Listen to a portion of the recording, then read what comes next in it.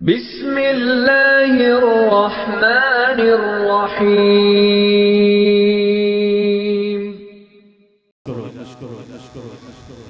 मेरे अजीजों, दुश्मन ने हमारे दीन पर बहुत सारे हमले करने के तरीके और वारदातें उसने निकाली हैं। सबसे ज्यादा सख्त और सबसे ज्यादा मुअस्सर दो अंदाज में वो हुआ है। मेरी बात समझ आ रही?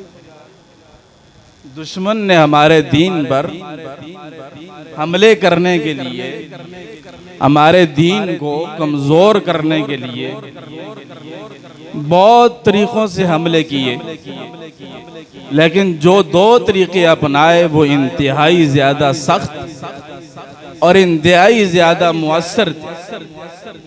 नंबर एक, हमारे दीन के रावियान अव्वल यानी जिन्होंने दीन को रसूल अल्लाह सल्लल्लाहु अलैहि वसल्लम से लिया है, उनके ऊपर उंगली उठाई जाए, उन पर गुफ्तगू की जाए।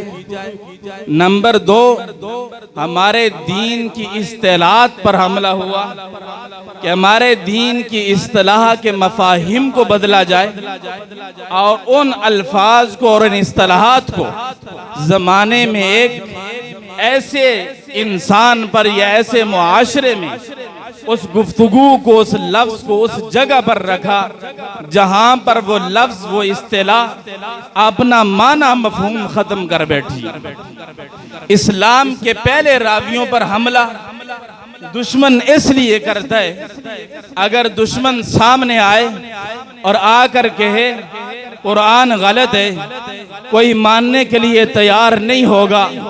सामने आकर कहे नमाज गलत है, मानने के लिए तैयार नहीं होगा। ज़कात गलत है, कोई मानने के लिए तैयार नहीं होगा। रब की तौहीद गलत है, कोई मानने के लिए तैयार नहीं होगा।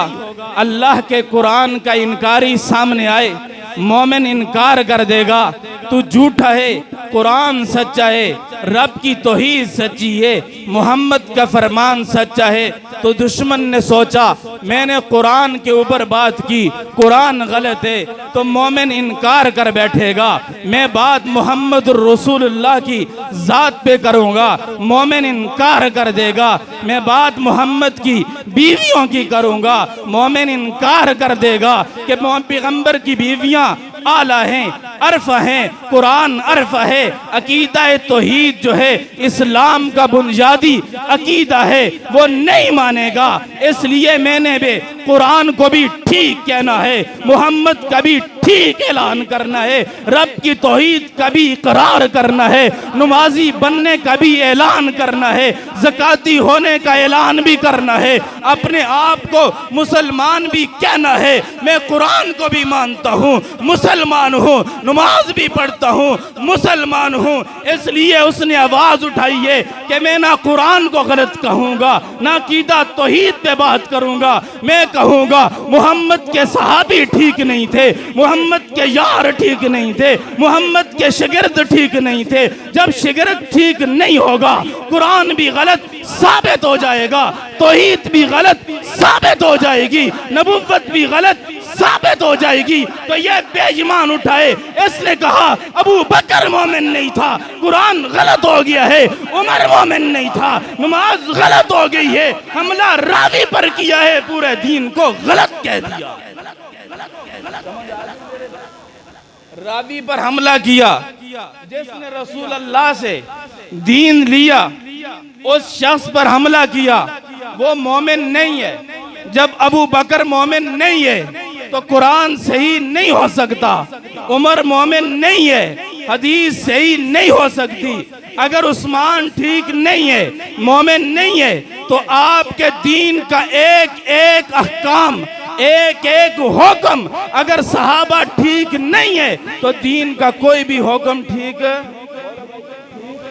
नहीं हो सकता।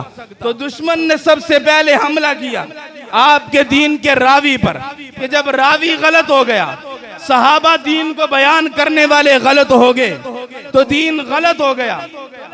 किस पर किया जी? इस्तिलाहात पर किया। किस पर किया? बोलो, किस पर किया? इस्तिलाहात पर। इस्तिलाहात पर किया।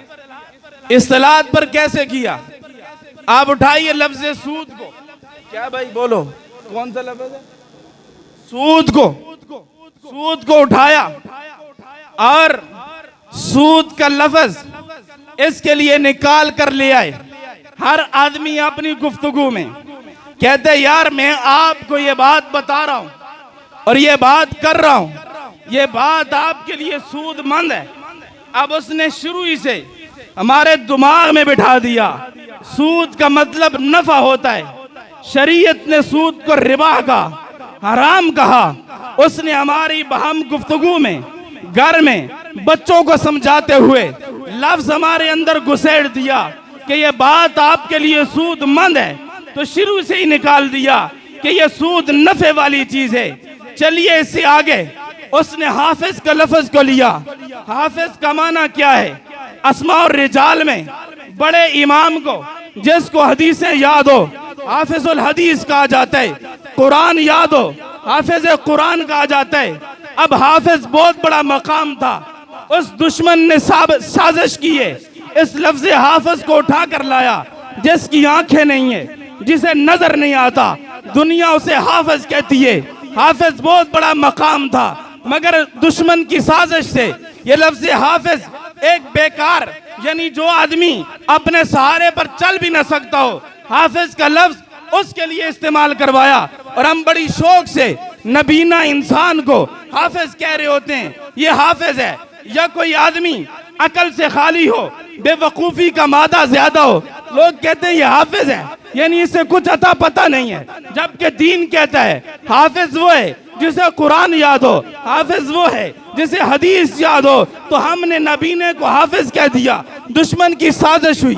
चलिए आइए हिंदुस्तान के तकसीम होने से पहले तारीख पर गौर किए।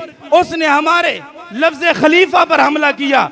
मुसलमानों की शरीयत में खलीफा जान नशीन रसूल के लिए बोला जाता है।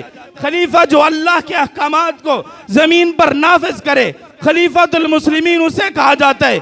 उसने खलीफा का लफ्ज नाई के लिए इस्तेमाल करवाए, जो हजाम में बैठकर लोगों की दाढ़ियां शेव करता है, सर काटता है, लोगों के खतने करता है। उसने उसको खलीफा कहलवाया।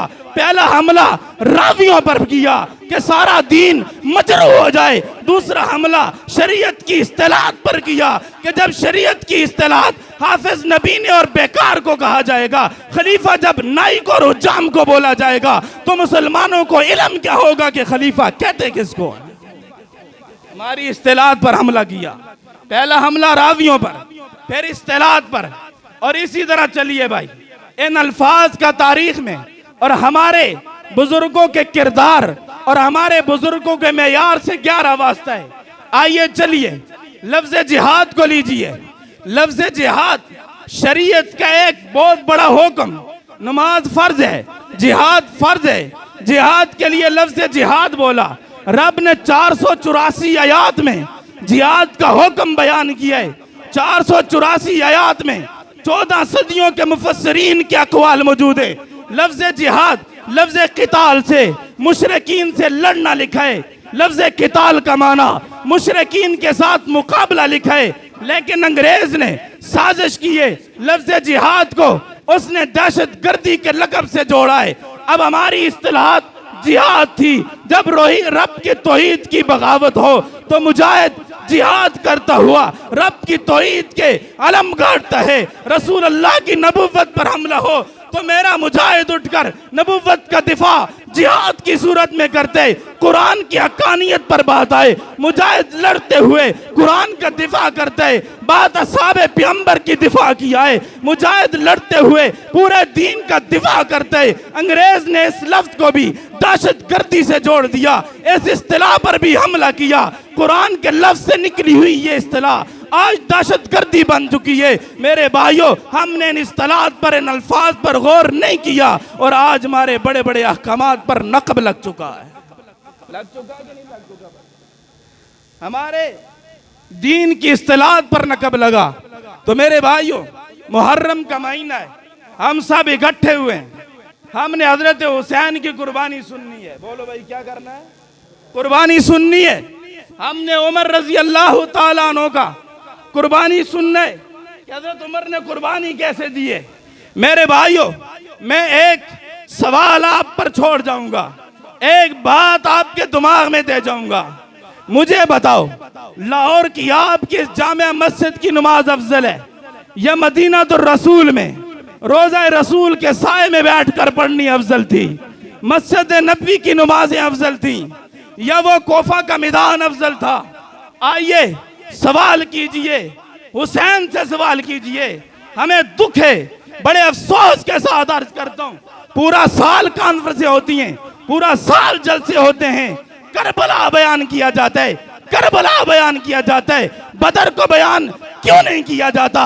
गज़वा बदर की कॉन्फ्रेंसें क्यों नहीं रखी जाती? 82 जंगें सहाबा ने और नबी ने लड़ी हैं, 27 गज़वात तारीख में मौजूद हैं, आखिर उन गज़वात को बयान क्यों नहीं किया जाता? रसूल अल्लाह की सीरत क्या है? उठाइए आप हिदाया को, उसके हाशिए में मिलेगा। सीरत कहते ही उसे हैं जो जिंदगी जिहाद में गुजरी हो। उठाए अपनी किताबों को। मेरे भाइयों, सवाल ये करना है कि मैं दूसरी तरफ नहीं जाता, वो इलागुनवान है। सवाल ये है हजरत हुसैन से, हुसैन बताइए आपने अपने नाना के रसूल, अपने नाना के रोजे का साया क्यों छोड़ा? क्यों छोड़ा है आपने नाना के रोजे का साया? क्यों छोड़ी मस्जिद नबी की नमाजें? क्यों छोड़ा अपना घर बार? क्यों छोड़ी अपनी जमीन? क्यों चल पड़े मैदान कत्ल की तरफ? क्यों चल पड़े जहां आपकी जान भी जा सकती थी? तो हुसैन दो जवाब देते, हुसैन तसव्वुरात में दो जवाब देते। कहते सवाल करने वाले जरा मेरे अकाबिर की जिंदगी को पढ़, अबू बकर उमर को देख, मेरे नाना को देख।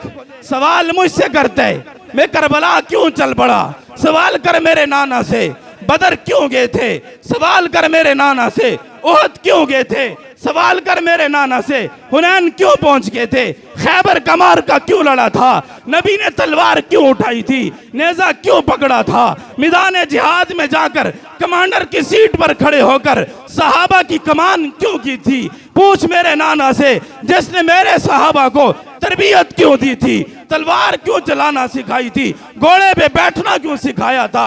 मैंने कहा ठीक है, पूछा है। तेरे नाना की जिंदगी कहती है रब के दीन के निफाज की बात थी, बदर हो गया है, रब के दीन के निफाज की बात थी। उहद हो गए, रब के दीन के निफाज की बात थी। हुनैन में पहुंच गए, सहाबा कट्टे गए, हमजा के टुकड़े हो गए, उमर ने कुर्बानी दे दी। आज मुझसे पूछते है मैंने नाना के रोजे के रसूल का साया क्यों छोड़ा है? मस्जिद नबी की नमाजें क्यों छोड़ी हैं? जब जुल्म बढ़ जाए, बर्बरियत हद क्रॉस कर जाए, जहां पर जुल्म होता हो, जहां इस्लामी खवातीन, इस्लामी मुआशरे की माए बहनें भाइयों को पुकारती हो, जहां पर जुल्म इंतहा क्रॉस करता चला जाए, जहां पर शरीयत को रोंदा जा रहा हो, जहां खिलाफत के उसूलों को मिटाया जा रहा हो, जहां शियारुल्लाह की तौहीन हो रही हो, वहां हुसैन इब्न अली घर पे नहीं बैठेगा, नाना के रोजे के साए में नहीं बैठेगा, मस्जिद नबी में नहीं बैठेगा, मिंबर को संभाल के बैठ नहीं जाएगा, मुसल्ले पे खड़ा होके बस नहीं कर देगा। हुसैन तलवार लेकर निकलेगा, जरूर निकलेगा, और निकला है करबला में पहुंचकर कुंभा लुटा के बताएगा। जब बात दीन के निफाज किया जाए, जब बात खिलाफत के निफाज किया जाए, जब बात इस्लाम के उसूल ज़वाबित किया जाए, वहां पर छोटे छोटे नहीं, नबी का नवासा भी जान कुर्बान कर दिया करता है। नबी का नवासा भी जान कुर्बान कर दिया करता है। तो मेरे भाइयों, मैंने अर्ज किया दुश्मन ने 2 हमले किए, आपके दीन के रावियों पर हमला किया, आपके दीन के रावियों पर हमला किया, और आपके रावियों को, सहाबा को जिन्होंने दीन पहुंचाया, गलत कहा। हमें नुकसान कितना हुआ, हम आज उठा रहे हैं उस नुकसान को। हम उस नुकसान से कितने 2-4 हुए, आज हम बेबस हो चुके हैं। और यकीन जानिए, हम जज्बाती लोग नहीं, हम बात जज्बात में करते हैं, बात जज्बाती नहीं करते। आप चंद लम्हात के लिए बैठिए, गौर कीजिए, इन असबाब पर नजर दौड़ाइए। किसको जरूरत हुई वो अबू बकर को गासिब कहे? किसको जरूरत हुई उमर को जालिम कहे? किसको जुर्रत हुई उस्मान को बागी लिखे, किसको जुर्रत हुई माँ आशा को गालियां लिखे, किसको जुर्रत हुई सकीफा शेख सकीफा छपी, किसको जुर्रत हुई ज़रब हैदरी छप रही है, किसको जरूरत हुई है कि आज भी वो किताबें, आज वो गुस्ताखियां, किताबें खत्म हो गई, किताबों की बातें निकल गई। आज सोशल मीडिया कौन सी मजलिस है जहां पर अबू बकर उमर की तौहीन नहीं होती। मेरे भाइयों याद रखो, हम एक ज़हन रखते हैं, हम एक उम्मत हैं। जब अबू बकर की गुस्ताखी हो, जब तक उस गुस्ताख की जुबान नहीं खिंची जाती, ये मामलात नहीं रुकेंगे। जब तक उस पैगंबर के सहाबी के गुस्ताख को कनारा कश तक नहीं पहुंचाया जाएगा, कैफरे किरदार तक नहीं पहुंचाया जाएगा, वो कभी भी नहीं रुकेगा। आपने कितने गिरफ्तार करवाए, हमने कितनी FIR कटवाई, हमने कितनी शिकायत लगाई, किस किस का दरवाजा नहीं खटखटाया, कौन सी अदालत छोड़ी आपने, कौन सा दरवाजा छोड़े जो खटखटाया नहीं। क्या साहबे पैगंबर के गुस्ताखी जुबान बंद हो जाए, मगर सब कुछ उसी तरह चलता चला जा रहा है। ये वजह इसकी है, हमने अबू बकर का किरदार छोड़ दिया है। ये वजह उसकी है, उमर का किरदार छोड़ा है। उठाइए अनवर शाह कश्मीरी की आखिरी किताब जो फारसी जुबान में लिखी गई है, खत्मे नबुव्वत पर हजरत ने लिखा है कि सहाबा ने जिस वक्त मुसैलमा बिन कज़्ज़ाब ने दावा नबुव्वत किया है, सबसे पहला मामला था जो अबू बकर की खिलाफत में इज्मा होता है कि कोई भी मुद्दाई नबुव्वत आया तो सहाबा उसका इलाज गर्दन उतार कर करें। बोलो भाई क्या करेंगे, बोलो भाई ऊंचा बोलो क्या करें। लिखी जाएगी तो मेरी बात, आपको टेंशन नहीं है, आप बोले क्या करना है उसका। ये हालत है हमारी। हम गुस्ताखे रसूल के लिए ऊंची आवाज में ये नहीं कह सकते कि इसकी सजा क्या है, नहीं कह सकते। हमने एक नारा सीखा है, वो भी गुलामी वाला, हुर्मत रसूल पे जान भी कुर्बान। एक नारा, हालांकि ये नारा ये नहीं होना चाहिए, बल्कि नारा ये कोई भी हरामजादा उठकर पैगंबर बर्बाद करे तो हम उसकी जान लेने के लिए जाएंगे। हाँ लेने चले गए तो चली गई, तो फिर हुर्मत रसूल पे जान कुर्बान। ये तो वही है, मौला गड़े की मछली पकड़ा मौला, गड़े की मछली पकड़ा मौला। ये कौन सी बात हो गई भाई, हुर्मत रसूल पे जान भी कुर्बान है। कुर्बान हो जिन्होंने की है, किस अंदाज में की है, उठाइए तारीफ। गाज़ीमुद्दीन ने नारा लगाया हुर्मत रसूल पे जान कुर्बान है, पहले जाकर उस गुस्ताख की गर्दन मरोड़िए, फिर जान दिए और फिर कहा हुर्मत रसूल पे जान भी कुर्बान है। आमर चीपर की तारीख को उठाइए, पहले गुस्ताख को लगाम दिए, फिर जान लुटाइए। आओ मेरे भाइयों, आप सहाबा का नाम लेते हैं, हम सहाबा के नौकर, आप गाजी अकनवास की जिंदगी को उठाइए, पहले जान लिए फिर जान देता है। और बड़े बड़े लोग आए दुनिया में, पहले जान लिए फिर जान दी और फिर नारा लगाया कि हुर्मत रसूल पे जान भी कुर्बान। तो मेरे भाइयों, हमारे रावियों पर हमला हुआ, इस्तिलात पर हमला हुआ। मैंने कहा इस्तिलात पर हमला किया, जिहाद को बदनाम किया, दहशत गर्दी के साथ जोड़ा, हालांकि रब का हुक्म है, पैगंबर के फरमान में मौजूद है। मैंने एक बहुत बड़ी अपने मुंह से बड़ी बात कह दी, 484-86 आयात में ये हुक्म मौजूद है कि रब के दीन के लिए लड़ो। आओ मेरे भाइयों, हम नाम लेते हैं सहाबा का, उठाइए आप अपनी किताबों को। अमर बिन जमू रजी अल्लाह ताला सहाबी रसूल है, अपने टांगों से माजूर है, शख्स टांगों से माजूर है, और कुरान की तिलावत करते हुए 10वें पारे में पहुंचता है। इस आयत पर पहुंचा, इनफिरू हिफाफन व सिकाला जाहिदू बि अमवालिकुम व अनफुसिकुम, निकलो अल्लाह के रास्ते में, जिहाद के लिए निकलो, तुम हल्के हो या बोझल हो, बड़े हो या कारोबारी हो गैर कारोबारी हो, माल वाले हो या नहीं हो, निकलो अल्लाह के रास्ते में। बुढ़ापे की उम्र में ये जिहाद के लिए बेटों को कहते हैं सामान तैयार करो। बेटों ने कहा अब्बा हुजूर आपकी उम्र का तकाजा नहीं है, आप बैठ जाइए, हम मैदान जिहाद में जाएंगे, हमने जिहाद करना है, कर रहे हैं और करते रहेंगे। कहते नहीं भाई, मेरे रब ने कह दिया है इनफिरू खिफाफन व सिकाला, बूढ़ा या जवान है निकल मेरे रास्ते में, अब मैं रुकने वाला नहीं। मामला रसूल अल्लाह की अदालत में जाता है, रसूल अल्लाह कहते हैं भाई आपकी टांगे माजूर हैं, आप उम्र में कमजोर हो, बैठ जाओ, आपसे ये हुक्म साकित है। साहबी रसूल बड़े इश्क में रब की वहदानियत में डूब कर कहता है मेरे आका मेरे मौला, मेरे मुर्शिद, मुझे भी बता दीजिए, मेरी टांगे माजूर है, ईमान तो माजूर नहीं है ना, ईमान तो माजूर नहीं है ना। ये साहबी मैदान जिहाद में शहीद हुए, टांगों से माजूर, मैदान जिहाद में शहीद हुए। मेरे भाइयों, आज उन सहाबा की तारीख आवाज देती है, आज उन सहाबा का किरदार तुम्हें बुलाता है। कौन सहाबा? हजरत खंजला, जिसे गसील अल मलाइका का लक़ब मिला है, कौन है ये? शादी की पहली रात अपनी बीवी के साथ गुजारी, ऐलान जिहाद का हो गया। ये सहाबी पहली रात की बीवी को छोड़कर मैदान जिहाद में पहुंचता है और वहां जाकर जामे शहादत नोश करता है, और इनके माथे पर पसीना है। पैगंबर की जात करीब जाती है, पहले देखकर रोए, फिर मुस्कुरा पड़े, अपनी आंखों पर पर्दा डाल दिया। पूछने वालों ने पूछा, ये क्या माजरा था? आप रोए भी, हंसे भी, आंखों पर पर्दा भी डाल दिया। इमाम अल अंबिया कहते हैं, फरमाते हैं, मैं करीब गया तो उसको हूरें गुस्ल दे रही थी, फरिश्ते गुस्ल दे रहे थे। मैं मुस्कुरा पड़ा जब उसकी ये हालत याद आई कि आज ये पहले दिन का दूल्हा है, पहले दिन की बीवी इसके घर पे मौजूद, इसका इंतजार कर रही होगी। मेरा दूल्हा चंद लम्हात गुजारने के बाद मुझसे जुदा हुआ, अब वो फतह की आलम लेकर लौटेगा, वो फतह की खुशखबरी लेकर लौटेगा। बीवी वहां इंतजार कर रही है, यह जाने आफरी के हवाले कर चुका है। रोना इस वजह से आया, एक रात बीवी के पास गुजारने के बाद अपने रब के पास पहुंच चुका है।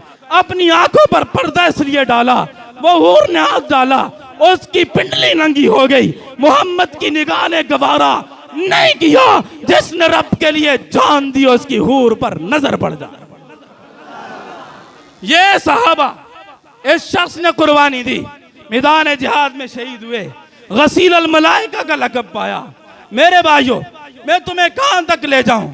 आज उम्मत के नौजवानों, तुम्हें उम्मत की माएं, तुम्हें उम्मत की बहनें पुकार पुकार कर कहती हैं, कासिम का नाम लेने वाले किधर चले गए? तारिक बिन ज़ियाद को मानने वाले किधर चले गए? क्या तुम्हें मालूम नहीं आफिया कितने अरसे से बाइयों की मुतलाशी है? तुम्हें मालूम नहीं हमारी कई बहनें, एक आफिया का नाम मंदिर पे है, में कई बहनें हैं जो काफरों के नरगे में हैं, आज भी तुम्हें पुकार रही हैं। मेरे भाइयों, आपकी बेटी को दुख पहुंचता है, दर्द पहुंचता है, तकलीफ होनी चाहिए। मेरी बेटी को हो, मुझे भी तकलीफ होगी, इंसान हो। लेकिन कभी सोचा है हम किस नबी का कलमा पढ़ने वाले हैं, जिस नबी के सामने एक बेटी के सर से चादर छीनी जाती है, वो पैगंबर अपनी कमली उतारता है, कमली उतार कर कहते हैं, मेरे साहबी ये मोहम्मद की कमली उस बच्ची के सर पर डाल दो। साहबी कहते हैं, या रसूल अल्लाह, ये एक यहूदी की बेटी है। मेरा नबी पढ़ कर कहता है, वो मेरे प्यारे, बेटी बेटी होती है, यहूदी की हो या मुसलमान की हो। मेरे भाइयों, आज तुम्हें फलस्तीन की यहूदी औरतें नहीं बुला रही, आज तुम्हें फलस्तीन की काफरा माएँ नहीं बुला रही, आज तुम्हें फलस्तीन में उम्मत मुस्लिमा की माएँ, उम्मत मुस्लिमा की बहनें तुम्हें पुकार पुकार कर कह रही हैं, कहाँ सो गए हो, कहाँ चले गए हो? लड़ने वाले, दिफा करने वाले, इस मैदान के शहजादे आज भी अपना किरदार अदा करते चले जा रहे हैं। तमाम तर गुफ्तगू का खुलासा यह है मेरे भाइयों, आपने अपने मुल्क में, अपने घर में, अपने इलाके में अगर दीन का लिफाज चाहते हो तो याद रखिए, उस लिफाज के लिए तुम्हें किरदार सहाबा की तरह कुर्बान, किरदार सहाबा की तरह तुम्हें अदा करना पड़ेगा। तुम्हें अपना मेयार सहाबा के मेयार पर लेके जाना पड़ेगा, सहाबा के नक्शे कदम पर चलना पड़ेगा, कि जिन्होंने रब की इबादत भी की, मुसल्ला भी संभाला, नमाजें भी पढ़ी, ज़कातें भी दी, सदकात भी दिए, खैरातें भी की, कुरान भी पढ़ा, तहज्जुद के भी पाबंद थे। मेरे रब ने उनकी सिर्फ ऐसे ही तो नहीं बयान की कि मेरा रब कहते हैं ये वो लोग हैं दिन को घोड़े की सवारी पर होते हैं, जब उनका घोड़ा दौड़ता है। जब मुजाहिद घोड़े पे सवार हुआ पैगंबर के दौर में, उस घोड़े ने पांव पर टाप मारा, उस टाप से जो चिंगारी उठती है, रब कहते वल आते याते ज़बहा फल मोरे याते कदहा, मुझे कसम है उन घोड़ों के पांव से उठने वाली टाप की, उस टाप की भी कसम है। तो हमें किरदार किसका अपनाना होगा भाई, बोलो किसका? सहाबा का। आज दूसरा दिन है, दुनिया के हालात आप जानते हैं। फलस्तीन में दोबारा नए सिरे से नए अंदाज के साथ मुसलमानों का खून बहाया जा रहा है, मुसलमानों के साथ जुल्म और बर्बरियत की जा रही है।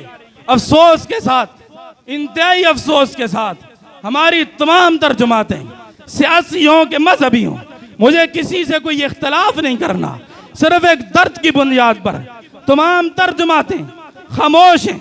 जो सुबह शाम सियासी जमातें हमारे दरवाजे खटखटाती, वोट दो, वोट दो, साथ दो, वोट को इज्जत दो, कौम की बेटी की इज्जत दो।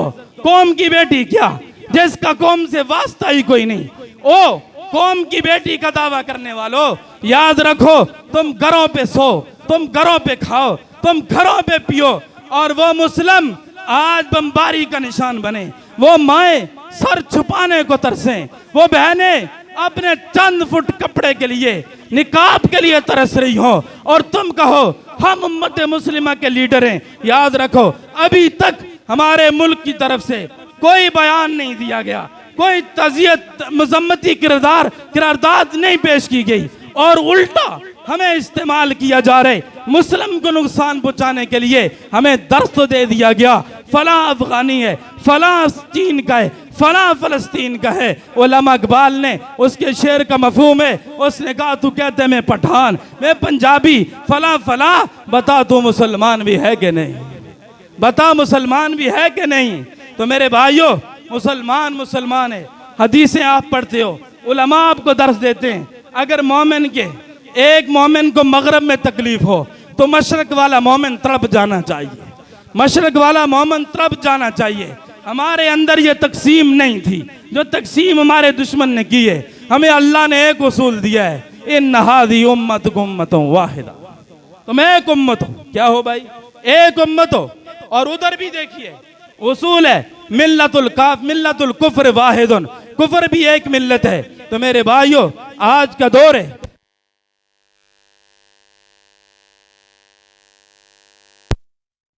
याद रखिए जिन्होंने इस अलम को बुलंद किया है, खुदा की कसम उन्होंने तारीख कायम की है। क्या किया है भाई, बोलो? तारीख कायम की है।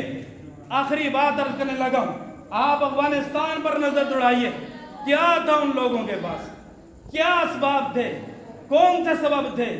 हकीकतन ये मेरा दिली जज्बा है, बाकी कोई माने ना माने मुझे गर्ज नहीं। सहाबा के बदर के हालात को पढ़े, 313 है, मुकाबले में 1000 है, 8 ज़िरें, 6 तलवारें, और इस तरह 2-4 ऊंट। और शेख सरफराज खान सफ्तर नबर अल्लाह मरकदा ने यूं लिखा, किसी के सर पे टोपी है तो किसी के सर पे टोपी नहीं, किसी के पाँव में चप्पल है तो किसी के पाँव में चप्पल ही नहीं, मगर 313 वहां बदर में पहुंचे और 1000 को जो पूरे लाओ लश्कर के साथ साजो सामान के साथ मुकाबले में उतरा, उसे शिकस्त दी। आप इस वाक़िया को पढ़िए और गौर कीजिए अफगानिस्तान पर क्या था इन गरीबों के पास, कौन से असबाब थे, कौन सी टेक्नोलॉजी थी, कौन से बड़े बड़े जदीद असले थे। कुछ भी नहीं था, सिर्फ रब की तकबीर थी, रब के ऊपर ईमान मजबूत था, यकीन था, और सहाबा के सही मानों में मानने वाले थे। मैदान में उतरे हैं, वक्त के फिरौन को हिरा कर दिया। मौलाना फजल मोहम्मद ने लिखा, क्या लिखते हैं, एक अफगानी मुजाहिद कहते हैं यार बात तो यह है, पैगंबर के सहाबा के दौर में, पैगंबर के सहाबा के दौर में जदीद टेक्नोलॉजी नहीं थी, जदीद असलिया नहीं था, जदीद हालात नहीं थे, इसलिए मुश्किलात कम थी। क्या थी बोलो भाई? मुश्किलात कम थी। और हमारे दौर में ये सब कुछ ज्यादा है। क्या है बोलो भाई? क्या है? तकलीफें ज्यादा है, मुसीबत ज्यादा है, परेशानी ज्यादा है। मेरे महबूब को, मेरे और आपके नबी को इन अफगानिस्तान के शहजादों से कितनी मोहब्बत थी। रात को सोता है, पैगंबर की जात ख्वाब में तशरीफ लाती है, फरमाती है मेरे उम्मत के मुजाहिद उठ जरा बैठ, तूने क्या कहा, तूने आज बात क्या की। फरमाया अल्लाह के नबी मैंने बात तो यह की थी, कि हमारे दौर में जदीद असला है। फरमाया चल मेरे साथ। कहते हैं मैं चलने लगा, आगे देखता हूं अबू बकर भी हैं, उमर भी हैं, उस्मान भी हैं, अली भी हैं, और अल्लाह के नबी एक गाड़ी पर सवार होते हैं। वो गाड़ी आगे जाने के बजाय पीछे की तरफ रिसर्व करती है, और मैं दौड़ा पत्थर उठाने के लिए। क्या किया भाई? बोलो भाई क्या किया? पत्थर उठाने के लिए दौड़ा, पत्थर उठाने के लिए दौड़ा, पत्थर उठा के वापस लौटा तो देखता क्या हूं, चारों खुलफा हैं, चारों के सर हैं, गाड़ी के टायरों के नीचे रखे हुए, गाड़ी को रोके खड़े। मेरे नबी ने मुखातिब होकर कहा, ए अफगानी मुजाहिद, सुन तूने ये कहा, वहां हालात कम थे, यहाँ सख्तियां ज्यादा हैं, याद रखो इनके अंदर ये फर्क था, तुम्हारे अंदर ये फर्क, इनके अंदर ये फर्क था, तुम्हारे अंदर ये फर्क था। और बता दिया कि उम्मत को पैगाम पहुंचा दे कि मैं इब्तदा के हालात बढ़िए। अमीरुल मोमिनीन को रसूल अल्लाह ने ख्वाब में इशारा दिया, इस काम का आगाज कर दिया जाए। आगाज कर दिया गया। मेरे भाइयों, उन लोगों ने बंदूक उठाई, असला उठाया, अपनी माओं की, बहनों की, अपने मुआशरे की दिफा किया, इज्जत महफूज की। आखिरी बात अर्ज करने लगा हूं, मेरे नौजवानों, तुम्हें मुखातब कर रहा हूं। आज अगर तुम इसी गफलत की नींद में सोए रहे, अगर इसी तरह बेदार न हुए जिस तरह बेदार होने का हक है, सहाबा के नक्शे कदम पर न आए, वो वक्त दूर नहीं है जब तुम्हें घरों पे घुस के मारा जाएगा, जब तुम्हें घरों पे घुस कर हमारी हिस्सों को ततार किया जाएगा। ये मेरे और आपके अकाबिर अल्लामा हैदरी ने ये पेशन गोई की है, अपनी शहादत से पहले कर गए कि वक्त आएगा अगर तुम गफलत की नींद में रहे तो ये दुश्मन तुम्हें घरों में घुस के मारेगा। खुदा के लिए घर में घुस के मरने से बेहतर है बेदार हो जाओ। बेदार होगे कि नहीं भाई? बोलो भाई बोलो, बेदार होगे कि नहीं? इसलिए आखिर दावाना अनिल हम्दुलिल्लाह।